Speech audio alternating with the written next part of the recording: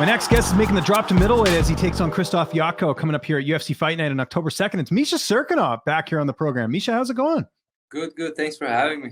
Hey, it's good to talk to you. I know it's been a bit. Right off the bat, got asked the question. I'll be honest, when I saw this fight announcement and it said middleweight, I was a little bit surprised. What made you decide to drop down now to middleweight at this stage in your career?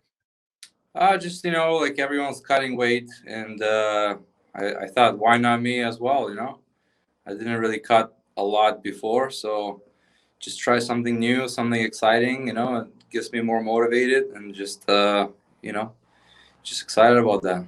Well, you're based in Vegas, so I imagine you talked to the PI about it, because I know, you got to make sure that, you can actually make the cut and all that, because this is, I believe, the first time in your career you fought at this weight class. Yeah.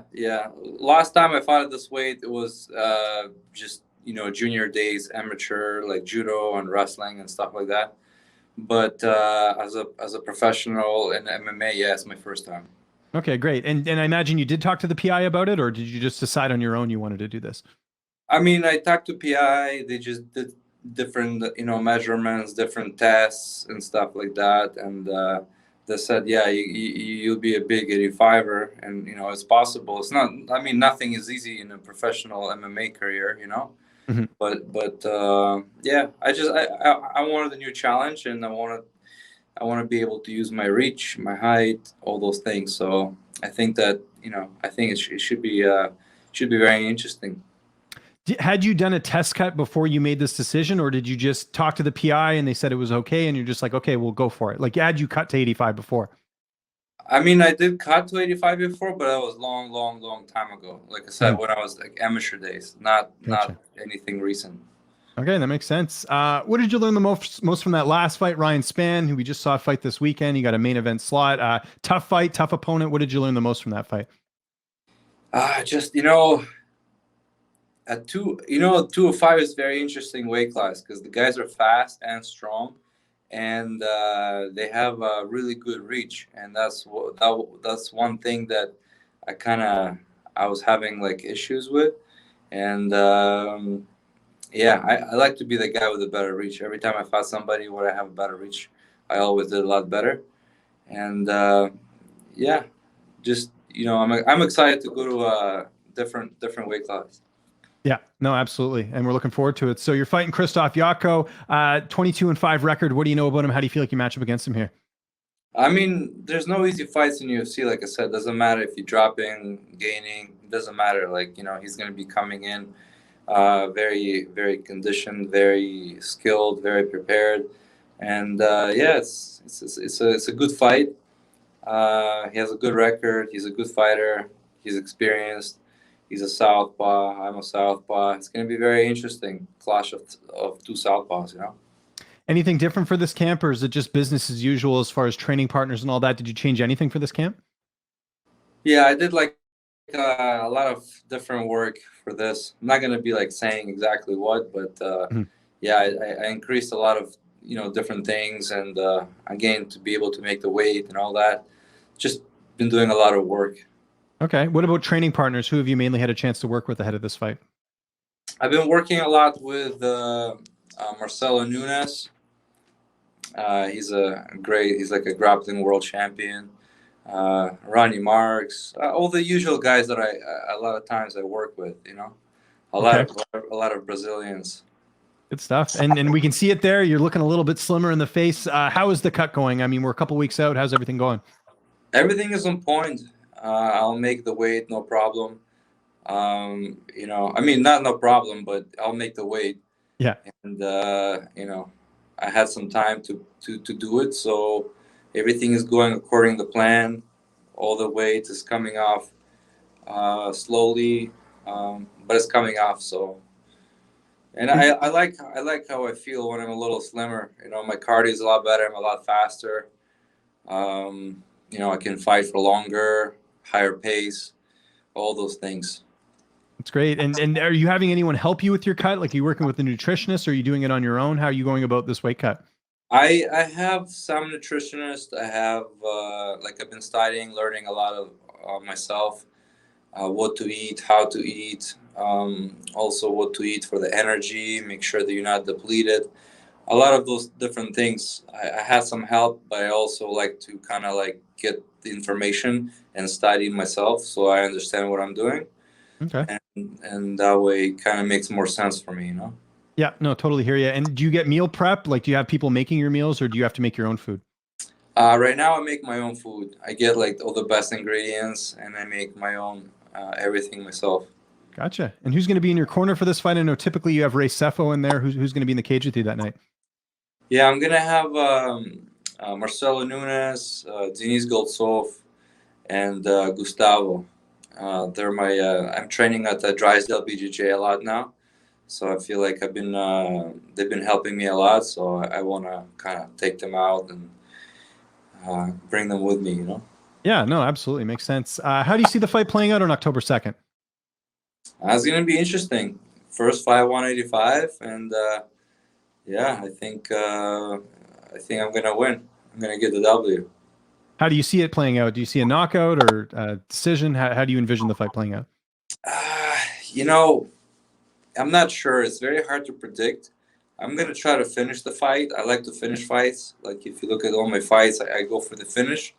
So that's exactly what I'm gonna go for. Either it's standing on the feet, ground and pound, submission, whatever it is. I'm gonna try to finish the fight. That'll be my goal.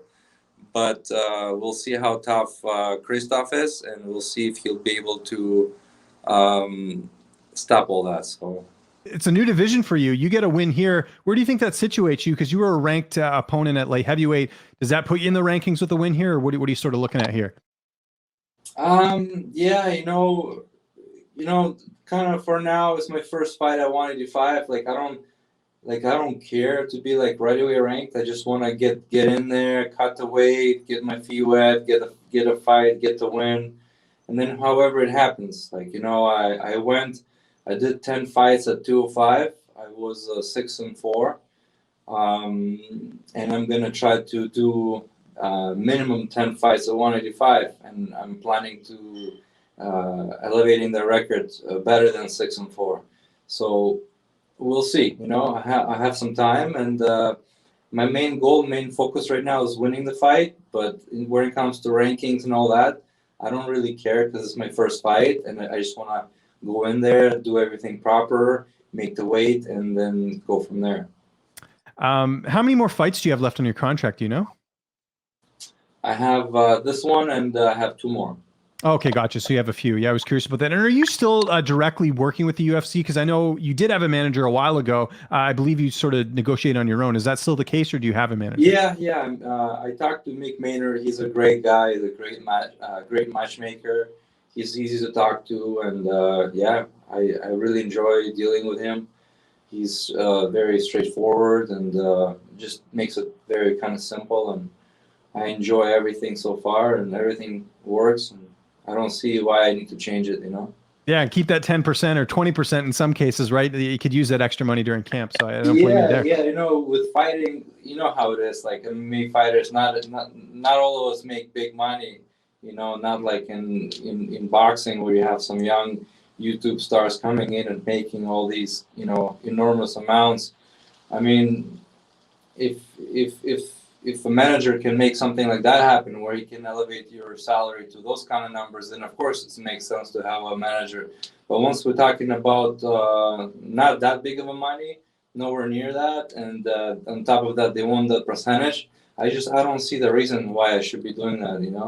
Yeah. How often do you have managers hitting you up and offering to rep you? I'm sure you've had a lot over the years try and say, hey, I want to manage you.